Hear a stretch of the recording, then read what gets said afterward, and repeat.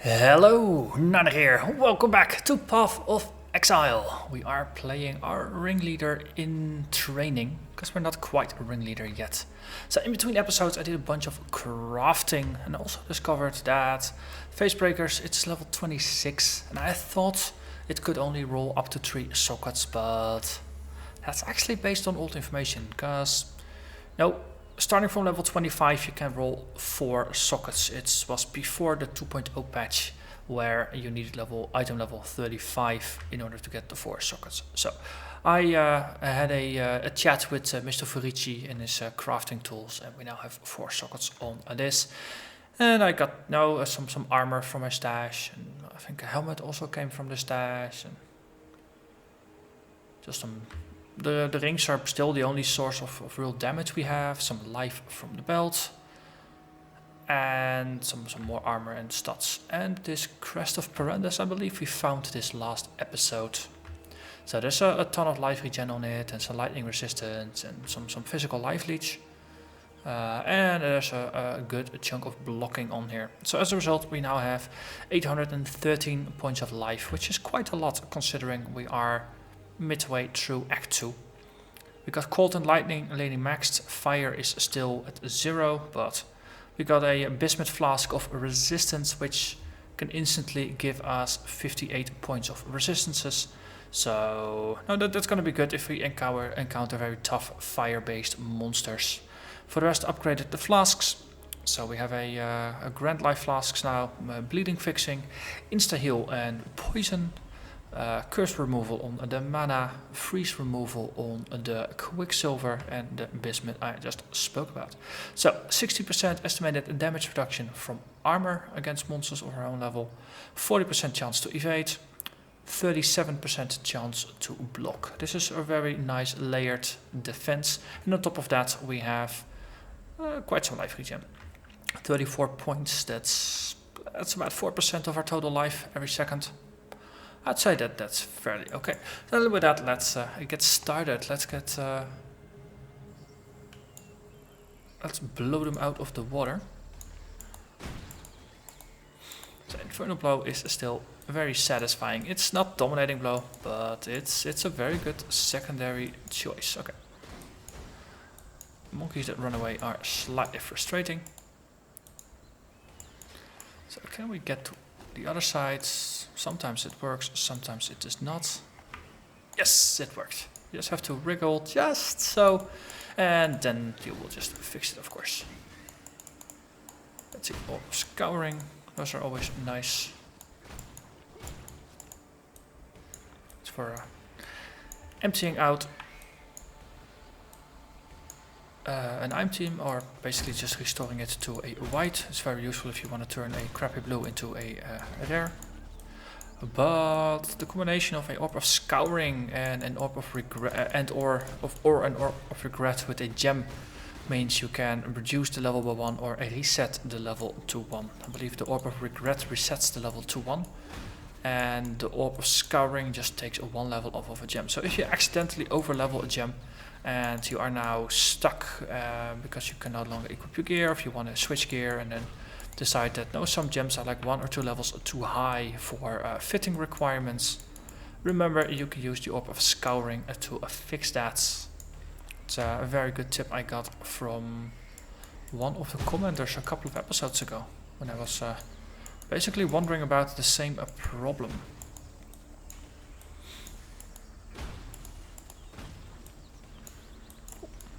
Explode. Yes, good.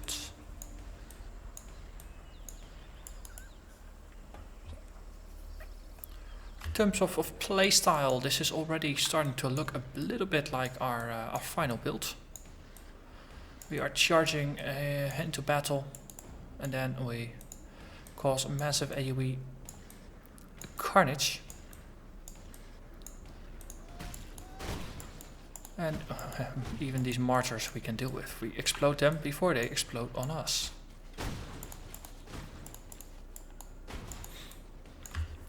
The Herald of Ash is especially useful at this stage of the game, because it's an extra explosion on top of everything else. On top of the Infernal Blow explosion.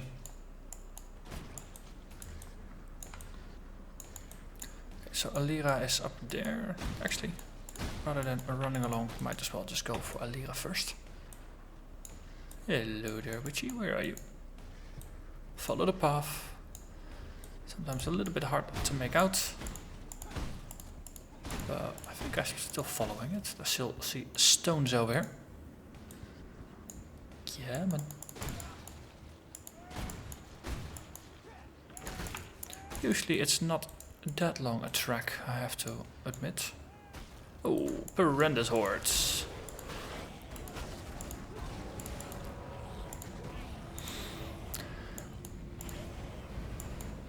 Oh, that was them. Free loot, I like.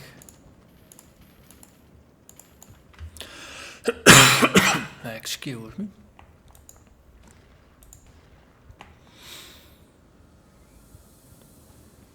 And there is Alira. Hello. Goodbye. I don't want your mana.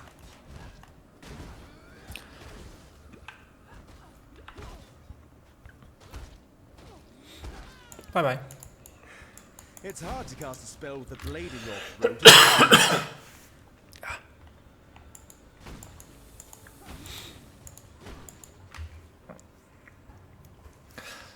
Got this little itch in my throat. Really not quite pleasant. I think it's gone now though.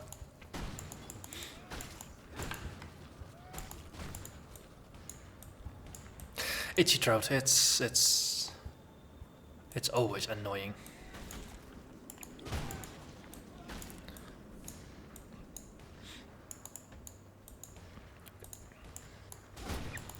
How are we in terms of level? 17 versus 21. Okay, so we're massively over leveled, so we can actually get away with just clearing out the quests and ignoring most of the monsters. Because in terms of XP gain, it's not gonna do a lot for us. Right, so Alira was on the left side. Chances are where we have to be for the spiders is on the other side. The trees make the charging a bit harder, but still very doable. Those guys deal fire damage, you notice that, and add the life dropping.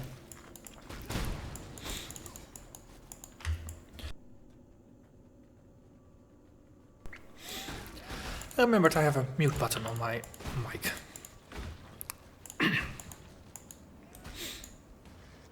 And there's the spider forest. Excellent. Note to self, I get myself a full glass of water rather than an empty glass that used to contain water on my desk.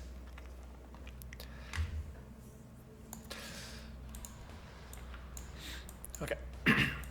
Here, spider, spider, spider. Ah, you listened. Excellent.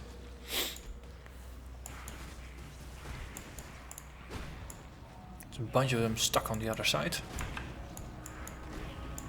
Over here, Exile.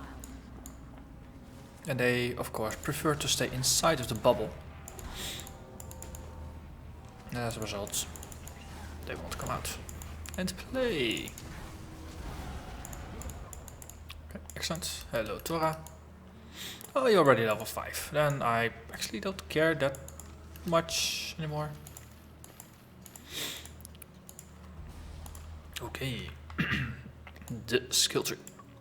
We are on our way to get Testudo, and we're almost there. We get another 2% chance to block. That ups us to, I think, 39%. Yes, 39%.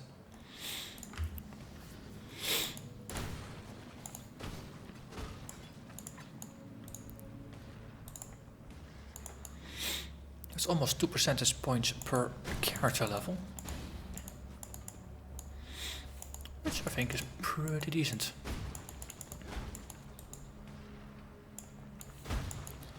Yeah, we're really gonna turn this into a defensive build, focusing on defenses, solid defenses, getting a good life pool, getting good armor, getting a decent evasion. I mean, the 39% evasion it's gonna help quite a bit when surrounded by mobs. Against one hits by bosses, it's not gonna help, of course, but that's where the larger life pool and the sizable chunk of armor comes in. And I just have to remember to keep upgrading the gear. And probably once I get to late Merciless, before I start running maps, or basically at the time I start running maps, I'm probably gonna go shop for upgraded gear. So, with the exception of the... That was a nice explosion. Interesting. So with the exception of the Facebreaker, this build is still solo self-found. The Facebreaker, of course, I bought as a replacement for the one that disappeared to the Standard League. But once I hit the end game, I'm actually gonna start trading and just upgrading my gear that way. It's no. Alternatively, I could just grind through a whole bunch of maps, hoping to find enough Chaos Orbs to reroll the rare items I have in order to get better items. But you know, that's just a game of luck. And I'll probably roll a lot of items that are really good for other builds, but not for mine. And the process of trading just helps smooth out the supply and demand in that regard. And that way we actually get to progress beyond tier 5, where we left off last time.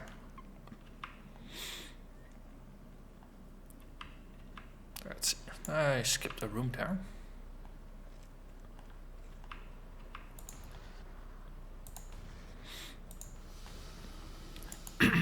A Soul Eater. Goodbye.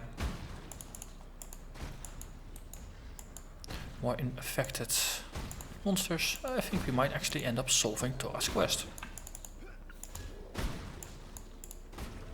Yay. Where did Tora go? Let's just double check if this is a dead end or if this is actually where the boss ended up. I hope this is the boss room, so we can just double back afterwards. Yes. To Tora, chat with Tora. So, oh yeah, completely forgot. I got the totem as well.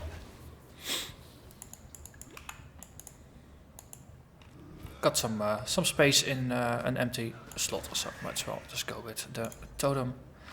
It's a fair damage bonus. It's about a third of the damage I deal right now.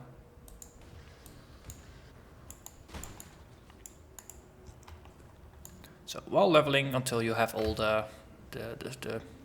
skills that you want together, the totem is a fair addition to your team. Of course, at level 28 I'll get a Dominating Blow, and I'll replace the totem with Dominating Blow in another 4-link. I'll have Infernal Blow in a 4-link and Dominating Blow in a 4-link until we hit the end game. Okay, so Western Forest clear. Hello. Sell our junk. Didn't find a lot, didn't pick up a lot, so that's good. Return if you Hello there, Helena. And Silk. We get a skill from you. Melee Fist, faster attacks, weapon elemental, and physical attack. So, Step Shield we just need to cast on damage taken. Well, let's just grab the Melee Fist. Don't think we need one anymore, but just stash it away. And just put everything else in the sorting bin, as we've been doing for a while.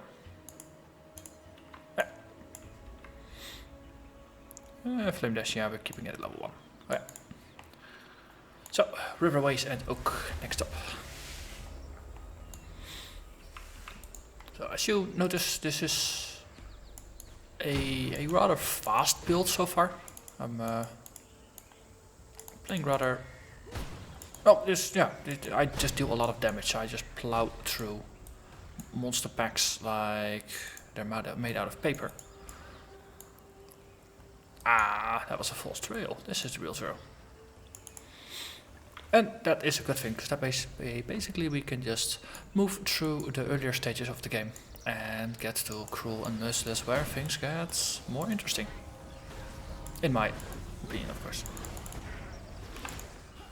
It's interesting just looking back on the previous Let's Plays I did where I stopped at when I defeated normal difficulty. So before the is that Ascendancy?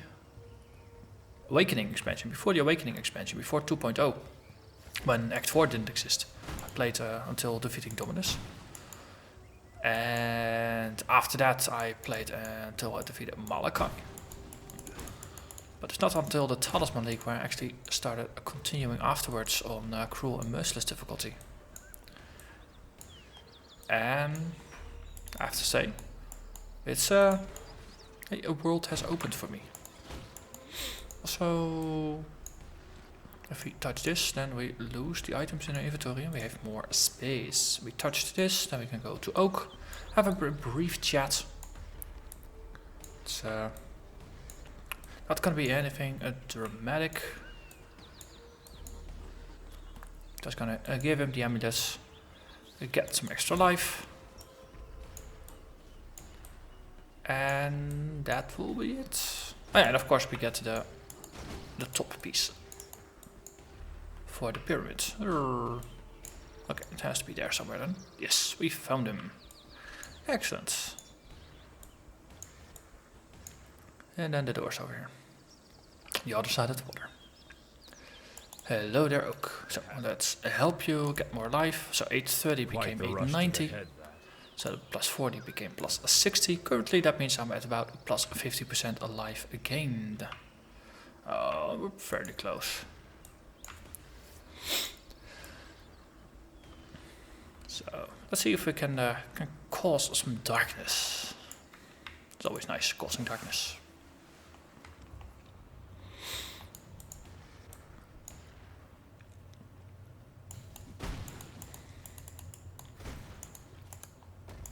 Let's see. Was it the assassin in Diablo 2 that when she entered the first dungeon, not the Den of the Fallen, but the first dungeon, her opening lines were always like, so dark, perfect. It does describe the situation here. Everything gets all nice and dark, no sun shining in your eyes.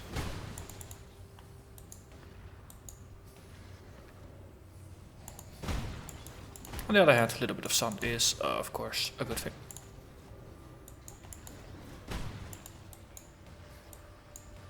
Okay, that was a cracked wall. We might be lucky here. Ooh, a bunch of you. So level 20 area. That's still 22, so that's 2 levels ahead. But I'm catching up to the content level, which always happens when you are basically just rushing through. You'll skip until you can no longer ignore the monsters. Or it's no longer wise to ignore the monsters. Okay. That is just to know. 4% block chance. Excellent, that takes us to 43% and we gain mana every time we block, which is fairly significant.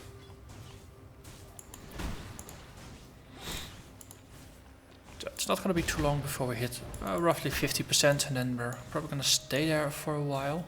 Stay there for a while and listen.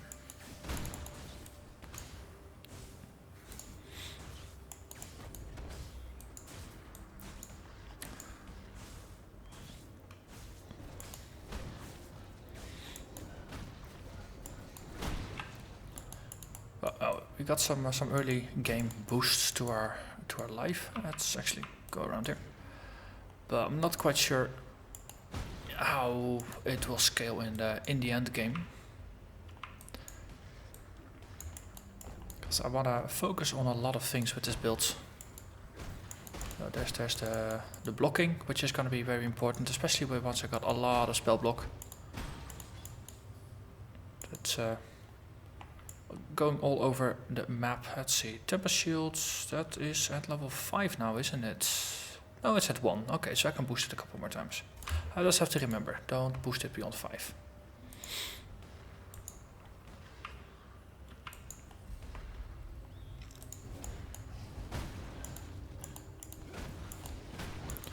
But yeah, because I'm traveling all over and I want to get skill duration, and, lots of blocking, and grab a bunch of resistances from the tree as well. That way basically I'll put less pressure on my rings to generate resistances for me, so I can be less picky about the resistances and more picky about the actual damage I gain from rings. Because, well, my rings are my primary weapons, so to say.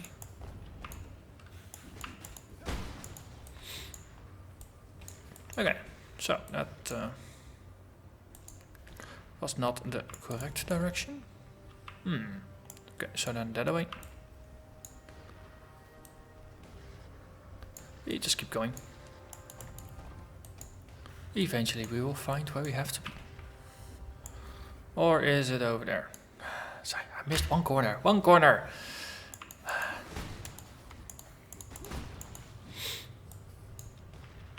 If you spotted that and were shouting at your screen, please leave a comment. I'm just curious how many people spotted it before I did.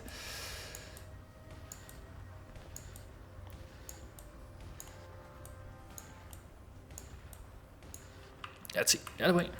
Well, the good thing is with the shield charge we can actually get here rather quickly. Just boom, boom, bye bye. Yes. Probably gonna be this way rather than the other way. Cool. So a lot of monsters, they just die from simply running into Reckoning, powered by Herald of Ash.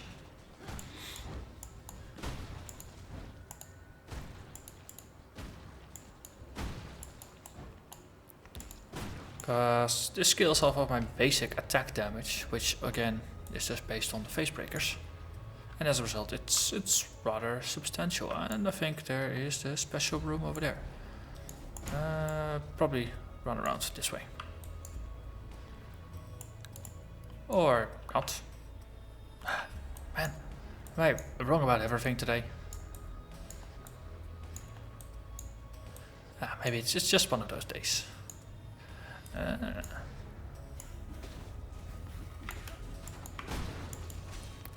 Charge in here. Split, split. Resurrect, split. Resurrect, split. Okay, my totem is just out killing me right now. And that's double chest. Excellent. Excellent. I don't think there were any eggs in this chest.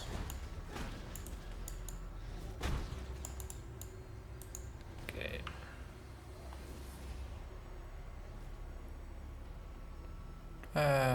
What am I doing? I have my eye set on that room over there. Why am I not going there?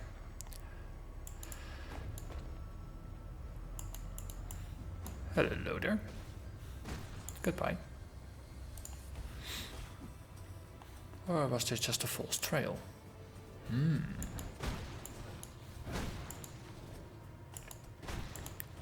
It was a false trail. Is this a dead end or... Yep, it's a dead end. Okay.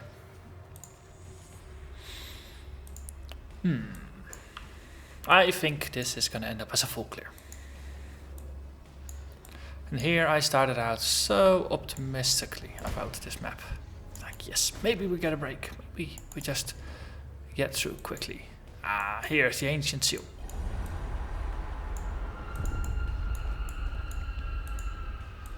Well, this can't be good. Northern Forest. Excellent. So...